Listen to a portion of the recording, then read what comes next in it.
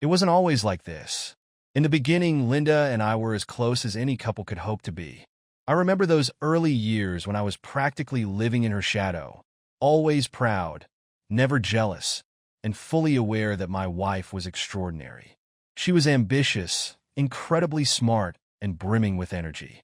The kind of woman who didn't just stop to enjoy the roses, but wanted to know how she could plant them faster and watch them bloom more beautifully than anyone else. It's strange, looking back now, how vividly I can recall those first days. I was just a regular guy with a stable job. Nothing flashy, but I adored her drive. Our friends would always joke that I was the steady rock to her whirlwind, and maybe I liked that. I felt needed. I felt important, not just for who I was, but for how I helped her shine. And over the years, that feeling was all I needed. Linda started off working for a mid-sized marketing firm. Even then, she'd pull long hours, pushing the limits of what her colleagues thought was possible. It didn't take long before her name started making the rounds. I'd see her face light up when she talked about her work, like it was more than just a job to her. It was her passion. We didn't have kids, partly by choice and partly because her career demanded so much of her energy. I respected that. I respected her. A few months ago, she was offered a role that was going to change everything. It was a high-level position that required constant networking, traveling, and staying on top of trends. "This could be my big break, Gary," she said to me, her eyes lighting up. And I knew she was right. It wasn't just a promotion. It was a launching pad. I was thrilled for her. Now, I'm no stranger to hard work. I've put in my share of long hours. But this was different. This was something she had worked her whole life for, and I was there to see it finally paying off. So, when the trip started, frequent and sometimes last minute, I brushed off any concern. Linda was a career woman, and if that meant I'd be holding down the fort at home, I was more than willing. After all, this was what we'd worked so hard to build. But then, small things started to change. She'd always been glued to her phone, but now it was different. I'd catch her smiling at texts she didn't want me to see, her phone angled away when I walked into the room. She started dressing differently, to sharp, stylish outfits that went beyond work attire. Linda was always fashionable, but now it was as if she was dressing for someone else. At first, I thought it was all in my head. I mean, we'd been together for over 30 years. We'd weathered our fair share of storms, and we'd come out stronger each time. But this felt different. I tried brushing it off. She was just excited about her new role, trying to fit in with her new team, maybe. Besides, I was getting older, and I knew better than to let a few small changes ruin the support I'd promised her. One day, as she was packing for yet another trip, I thought I'd do something to surprise her. I remember it like it was yesterday. I bought her flowers and planned a quiet dinner for when she got back. As she closed her suitcase, I asked her where she was headed this time. She hesitated just for a split second, and that's when I first felt a tiny pang of doubt. "Just another conference, Gary," she said, brushing me off with a quick smile before turning away. The conference was in Chicago. I'd considered going with her for a weekend getaway, but she was quick to remind me it was a work-only event and she'd be too busy for us to have any real time together. I laughed it off, made a joke about me being her arm candy, but deep down, something just didn't sit right. Maybe it was the way she quickly turned the conversation, or how she packed a particular outfit I hadn't seen before, something I thought she'd bought for a special occasion. She claimed it was for a networking dinner, but the way she brushed it off, it was different.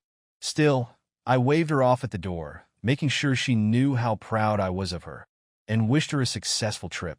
But as she walked away, suitcase rolling behind her, I felt something that I hadn't in all our years together.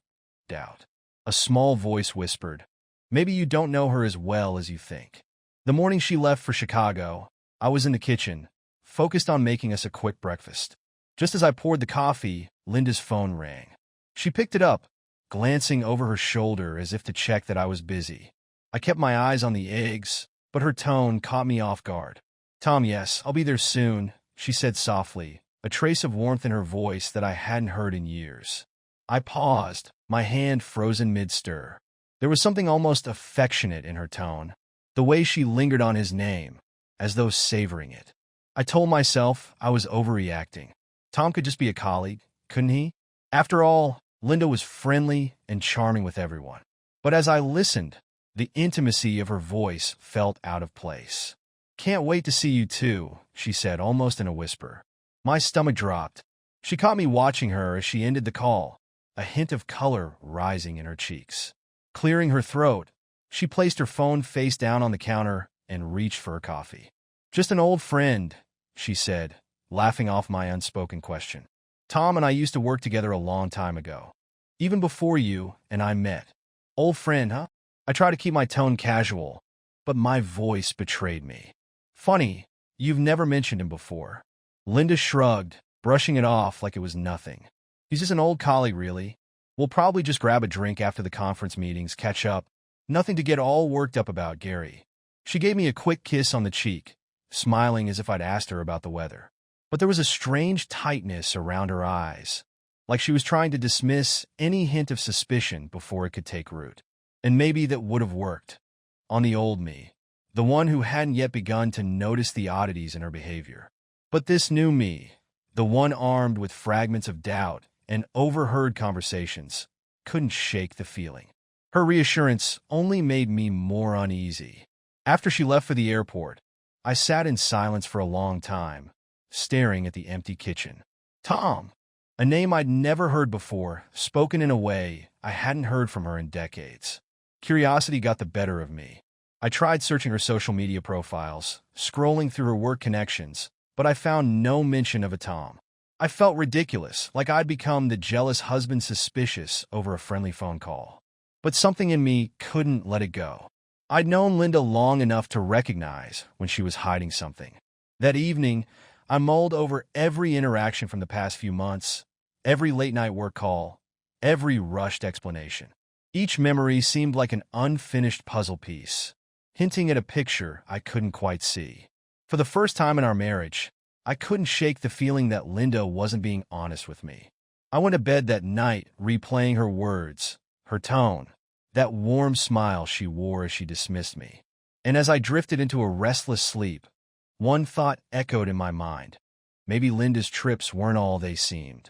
After that call with Tom, I couldn't get the feeling out of my head. Something was wrong. Linda had brushed me off too easily, too smoothly. It wasn't like her to hide things, or was it? I realized I'd never even considered the possibility, and yet here I was up at midnight, scrolling through her recent social media posts, digging for answers.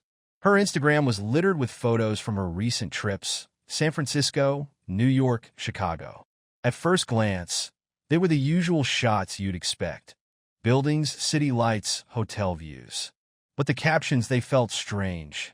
One from Chicago read, "Late night memories in the city of dreams." And another from New York, "Because some secrets are best shared with the city that never sleeps." I'd never paid much attention to her social media before. Maybe I'd shrugged it off as her just enjoying her travels.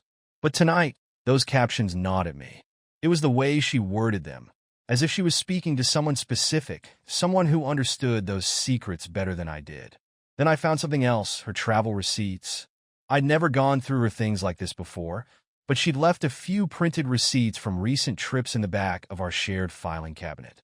At first, they looked standard, flight tickets, a couple of hotel bookings. But when I looked closer, I saw charges for upscale dinners, spa packages, and, oddly, multiple charges at luxury hotels far from her conference locations.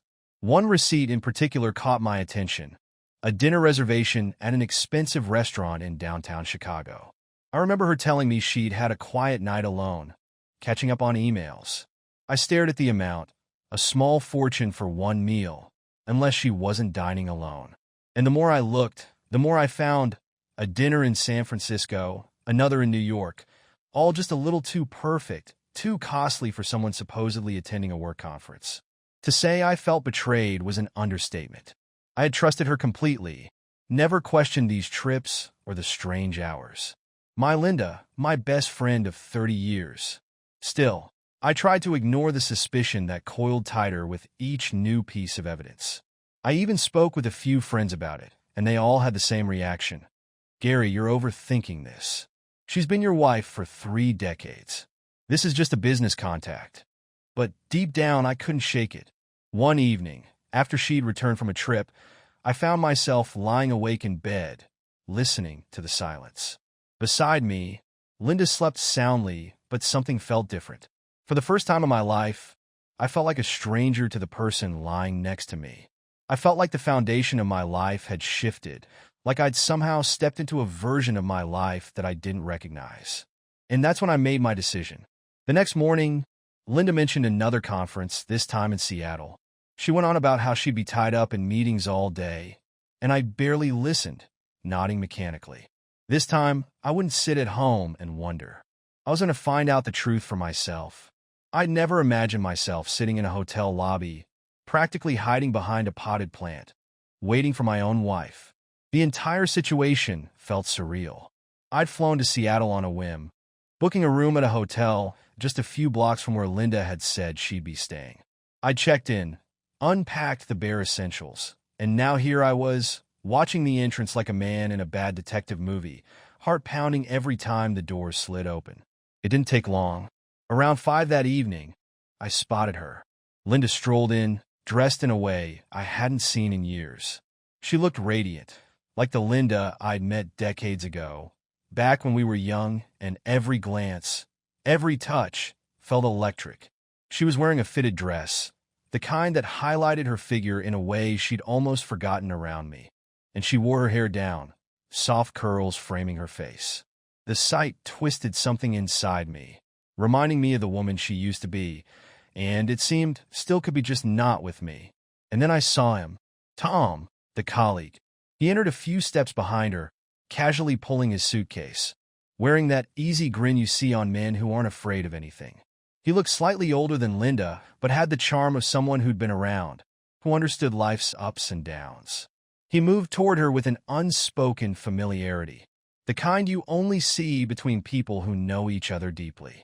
Linda spotted him, her face lighting up in a way that sent a cold, sinking feeling into my stomach.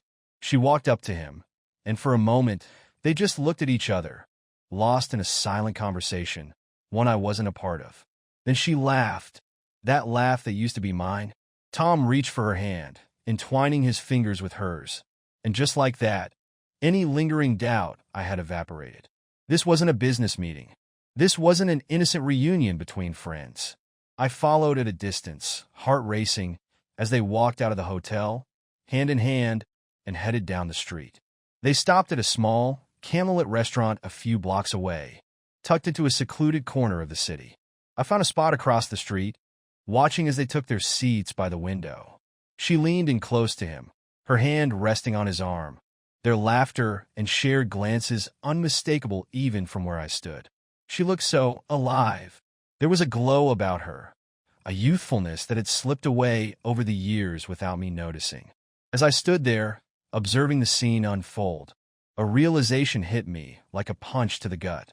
This was a version of Linda I hadn't seen in years, a version she kept hidden away until she was with him. They shared an intimacy, a connection, that I'd somehow lost sight of, maybe even forgotten was possible. The minutes ticked by as I watched them. They ordered wine, toasted with smiles I hadn't seen directed at me in a long time. They shared food, reached across the table for each other's hands, stealing glances that told 1,000 stories in silence. My mind raced back over the years, searching for the cracks I'd missed, the moments when her laughter had grown quieter, when her touch had become less frequent, replaced by habit and routine. I wondered how long she'd felt this pull toward something, or someone else. As the night wore on, they stood up, arm in arm, and walked back toward the hotel. I couldn't bring myself to follow any further. I'd seen enough. I walked back to my own room in a daze, barely noticing the streetlights or the hum of the city around me. Every step felt heavier than the last, as if the weight of what I'd witnessed was slowly pressing down, suffocating any remaining hope I'd clung to. Once back in my room, I sank onto the edge of the bed, staring blankly at the wall. The reality of what I'd seen was crushing. This wasn't some random fling or a midlife crisis gone too far. It was deeper, built on years of connection and shared history that I hadn't even known about. They had memories together, probably inside jokes, whispered promises, dreams they'd once shared and rekindled. A part of me wanted to storm over there, to confront them both, to demand answers for why she felt the need to turn to him, of all people. But a darker part of me knew that no explanation would be enough. Nothing she could say would change the image burned into my mind of her leaning in toward him, eyes bright and full of life, a look she hadn't given me in years. When Linda walked through the door, I was waiting, barely able to keep myself together. She looked at me, and there was that familiar look, warm, loving, maybe even a bit relieved to be home. But now I saw it differently. I couldn't help but wonder if, when she looked at Tom, she gave him the same expression, if her heart skipped the same beat it used to for me. "Hey, Han," she said, setting down her bags, brushing off a long day of travel. "You're up late."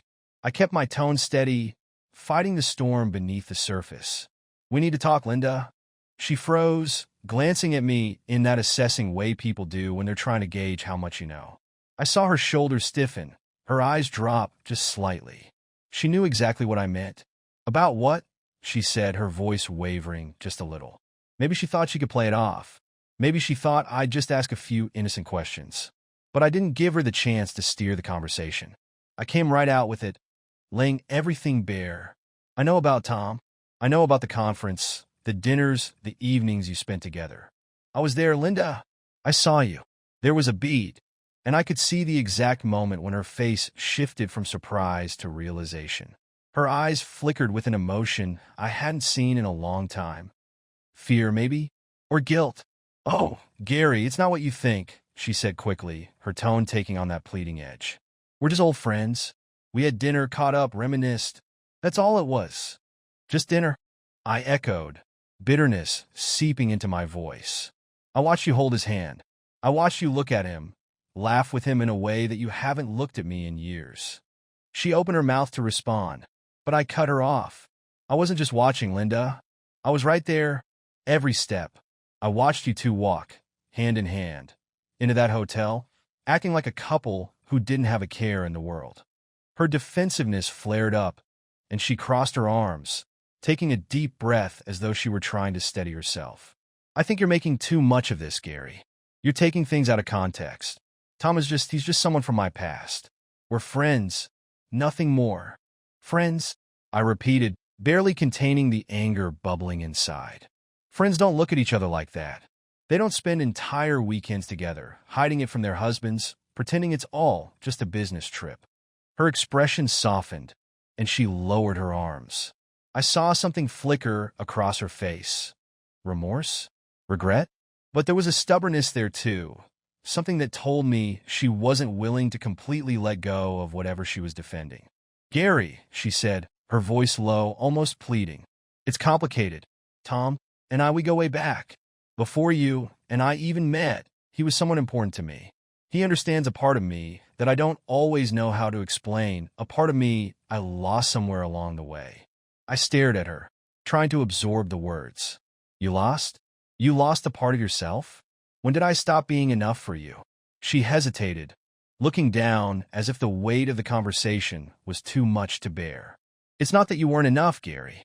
It's that somewhere along the way, I became someone different. Life had changed me. I just needed someone who remembers who I used to be, someone who understands." I felt my heart twist at her words, and anger shot through me, sharper and colder than anything I'd ever felt. "And that someone just had to be Tom? You couldn't have talked to me? Your husband? The person you committed to?" Linda's face contorted, and for a moment I thought she might break down, but she didn't. Instead, she looked at me with a strange mix of guilt and defiance. "I didn't want to hurt you, Gary. But there's a part of me, no, there's a part of us that just isn't alive anymore. Tom made me feel seen, in a way I haven't felt in years." I stood there, grappling with the weight of what she was saying. She wasn't even trying to deny it anymore. This wasn't just some fling or midlife crisis affair. This was something deeply rooted, something that had been building over years, a connection she'd buried deep and was now clinging to. I felt sick, a hollowness spreading through my chest. "So, what now?" I asked, my voice barely more than a whisper. "You've confessed. You've admitted that he makes you feel things I apparently don't. Do you even want to be here with me?" She shook her head, her eyes welling with unshed tears. "Gary, I love you, but I can't ignore that part of me forever. I thought I could. I thought I'd buried it. But with Tom, it came back. I closed my eyes, feeling a wave of exhaustion wash over me. You've been building a life with someone else, emotionally, while I thought we were living the same one. Do you even realize how deeply you've hurt me? Silence fell between us, thick and impenetrable, and I felt the weight of every year, every memory we'd shared, pressing down on me, making it harder to breathe. I sat across from Linda in the dim light of our living room, feeling like a stranger in my own home. She looked down, her hands twisting nervously in her lap, as if searching for the right words to tell me what I already knew but couldn't bear to hear. "Gary," she started, her voice so quiet I had to strain to hear. "I never wanted it to be like this. I didn't mean for any of this to happen." Her eyes, filled with guilt and something else I couldn't quite place, finally met mine. I could feel the weight of what she was about to say settling over us, thicker than the silence that had fallen between us. "It was just a work trip at first, just catching up," she continued. "But when I saw Tom again, it was like everything I thought I'd left behind came flooding back." I gritted my teeth, willing myself to stay calm. "You mean the past? The person you were before we got married?" "Yes," she admitted, her voice barely a whisper. "It was like stepping into a different life, one where I felt, I don't know, lighter, freer." Freer. The word tasted bitter. "Linda, we've built a life together. A good life. You're telling me you felt freer with him, a man you've barely seen in decades?" "It's not that simple," she said, shaking her head. "I don't expect you to understand, Gary. It's just, Tom remembers a part of me that I've buried, something I didn't realize I missed until I saw him again. He sees me, Gary, in a way I haven't felt seen in years." Her words were like a punch to the gut. I'd done everything I could to make her feel loved, to build a life for us both. And yet, here she was, telling me that some relic of her past had suddenly sparked feelings I could never recreate. "Are you saying you're in love with him?" I asked, my voice barely holding steady. She hesitated, and in that split second, I already knew the answer. "I don't know," she finally said, her voice breaking. "I just know that when I'm with him, I feel alive in a way that I haven't with you in a long time." I sat there, feeling the words slice through me, each one cutting deeper than the last. "And you felt trapped? Trapped with me?" "No, Gary, it's not about you. It's about me. Tom he reminds me of something I used to feel, something I didn't even realize I missed." She sighed, running a hand through her hair. The same gesture I used to find endearing. Now it felt like a wall between us. "So, what exactly are you saying?" I pressed, my voice hard. "That all this time, you've been filling some void in your life with him? And I'm just supposed to accept that?" Her eyes filled with tears, but she held her ground. "I care about you, Gary. I care about our life. I love the life we've built together. But with Tom, it's different. It's passion. It's something I can't explain, something that makes me feel whole." I couldn't believe what I was hearing. "So, you're saying you don't feel whole with me? That our entire marriage, everything we've built, isn't enough for you?" She looked away, and I could see the weight of guilt in her expression. But there was something else, something that terrified me. It was a look of relief. "I'm sorry, Gary," she whispered. "I know this isn't fair. I know it's not what you deserve. But I can't pretend anymore. Tom fills something in me that's been missing for so long. He brings out a side of me that I thought was gone." The words hung in the air, heavy and cold. I felt like I was drowning, every memory we'd made together slipping through my fingers. "So, what do you want, Linda? Do you even want to be here?" She opened her mouth to answer, but her silence was louder than any words she could have said. Days passed in a miserable fog. Linda and I drifted through the house in a tense silence, neither one of us willing to break it. I barely slept, barely ate, replaying every word she'd said. She wanted something else, something she claimed I couldn't give her.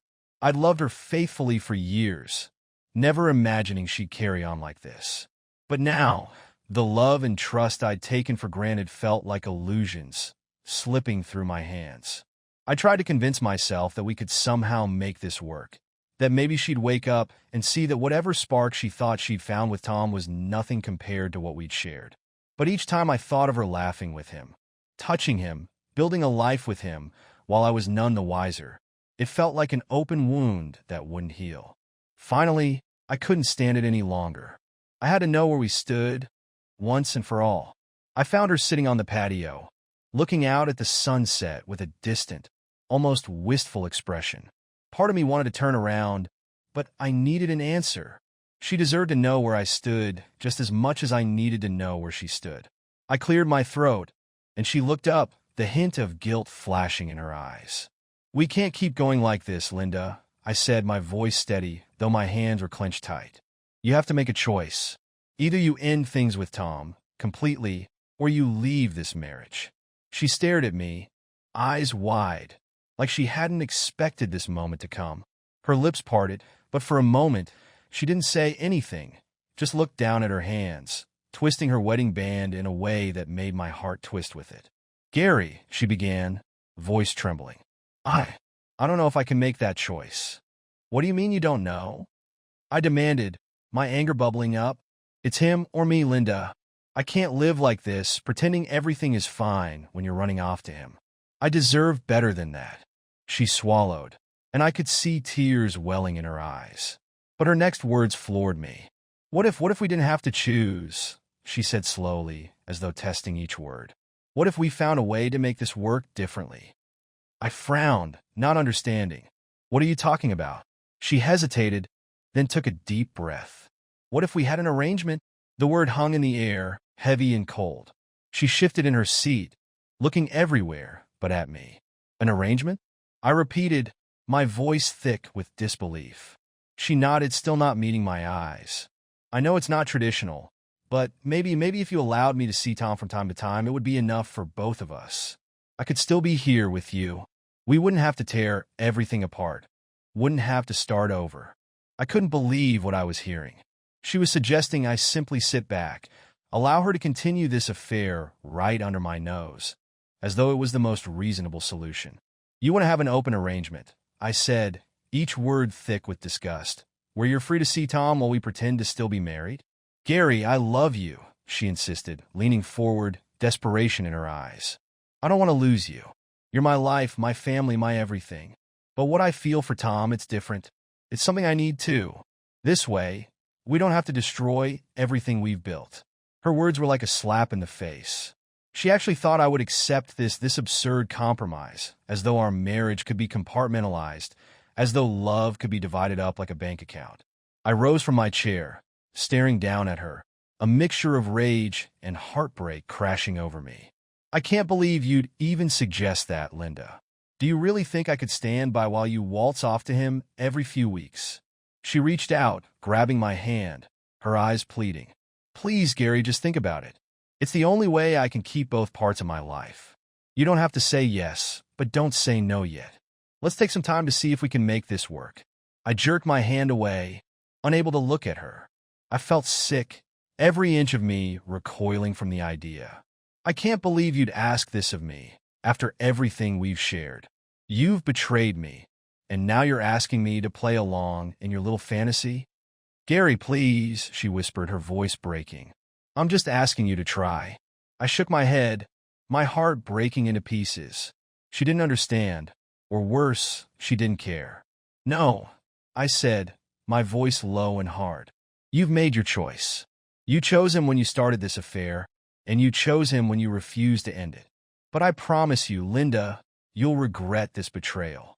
With that, I turned and walked away, my mind racing with the weight of her betrayal and the fire of anger that wouldn't let me rest. As the days passed, my initial shock and heartbreak began to morph into something steadier, resolve. Linda's proposal for an open arrangement was more than I could bear. She had crossed a line, asking me not only to accept her betrayal, but to live with it openly, like some silent accomplice to my own humiliation. The memory of her suggestion replayed in my mind, stoking a fire in me that demanded more than just leaving quietly. I decided Linda needed to face the consequences, not in private, where she could continue spinning stories to suit her narrative, but in the open, in front of the very people she claimed to love and respect. The plan started forming with that single idea. I began by reaching out to close family and friends, inviting them to a reconciliation dinner. explaining that Linda and I were facing difficult times but were committed to working things out. I even told Linda about it, feeding her a story about coming to terms with her arrangement. She looked surprised, almost relieved, and tentatively agreed, saying she thought it would be good to get everyone's support. In truth, I'd carefully chosen the guest list, making sure everyone who mattered to her, her parents, her siblings, her closest friends, and even some mutual friends who had always been there for us, would be in attendance. I'd even arranged for Tom to be there. She thought he'd be meeting us discreetly later that evening, but I made sure he'd arrive early, making him part of the evening's main event. The night arrived. I dressed carefully, a crisp suit and polished shoes, a man ready to make an impression. The dining room was perfectly set, the atmosphere warm, with candles casting a gentle glow over the table, giving everything a calm before the storm. I welcomed each guest with a handshake, keeping my emotions in check, sharing small smiles and nods as we gathered in our home. Linda entered last, dressed elegantly, projecting a graceful calm that bordered on smugness.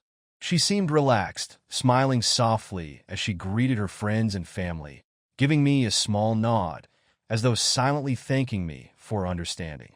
And then, just before dinner began, Tom slipped in through the door, catching Linda's eye with a subtle glance, one that might have gone unnoticed if I hadn't been looking for it. We all took our seats, the quiet hum of polite conversation filling the air as the first course was served. I could feel Linda's sense of relief, her easy laughter as she chatted with her sister and her best friend, sharing light stories about our life and the ups and downs of marriage, brushing it all off with a practiced smile. I waited, watching her as she relaxed further, unaware of the moment about to come. I cleared my throat, letting my gaze fall on each face at the table before finally resting on Linda. Thank you all for being here tonight. It means a lot to have all of you here supporting Linda and me as we work through, well, our own journey. My voice was steady, my tone calm, though I could feel my pulse quickening. Linda gave me a quick, reassuring smile, oblivious. Yes, it's wonderful to have family around. It's been a time of introspection for us. Yes, introspection, I repeated, leaning forward. You see, Linda and I have had a breakthrough. A revelation, really. I held her gaze, letting her see the hint of coldness there. She blinked, the first shadow of unease flickering across her face. Linda, would you like to share what you recently proposed to me? I asked, letting my voice carry across the table. She swallowed, her poise slipping. Gary, I'm not sure this is the right time. Oh, I think it's the perfect time. I turned to her family, the friends who trusted her, who saw us as their ideal couple. Linda proposed we open our marriage to allow for, well, new adventures. Isn't that right, Linda? I said, glancing pointedly at Tom, who shifted uncomfortably in his seat. Linda's face flushed, her composure crumbling as she realized where I was going. Gary, please, why don't we ask Tom how he feels about all this? I continued, ignoring her. After all, he's been a part of this from the beginning. The table fell silent, everyone's eyes flickering between Linda, Tom, and me, understanding dawning on their faces.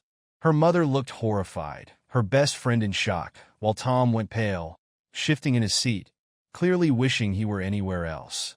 I didn't just find out about this. I continued, letting my voice fill the room. I've known about their little meetings, their trips together, business trips, she called them. Every weekend conference or work getaway was time spent with him. I looked Linda dead in the eye, watching her face crumble as the weight of her deception came crashing down. Linda's friends and family stared at her in stunned silence. Disbelief etched on their faces as they struggled to reconcile the woman they thought they knew with the reality unfolding before them. Tom was practically shrinking into his seat, eyes darting around as though looking for an escape. But there was no escape. I trusted you, I said, my voice softer now, laced with a bitter resignation. But it turns out, you didn't just betray me. You betrayed everyone who ever believed in us and you. Linda looked around, her face pale, lips trembling. I'm sorry. I didn't mean, I just thought. But her words faded, falling flat against the silence. I stood, my final move already prepared. This was my last dinner with you, Linda. I'll be filing for divorce. and I'll make sure you feel this betrayal the same way I felt it. You wanted freedom, adventure, Tom? You have it, but not on my terms, and certainly not on my dime. The guests watched in stunned silence as I walked out, hearing her call after me, but I didn't stop, didn't look back. I'd endured her lies long enough, but from this point forward, I'd be living my own truth.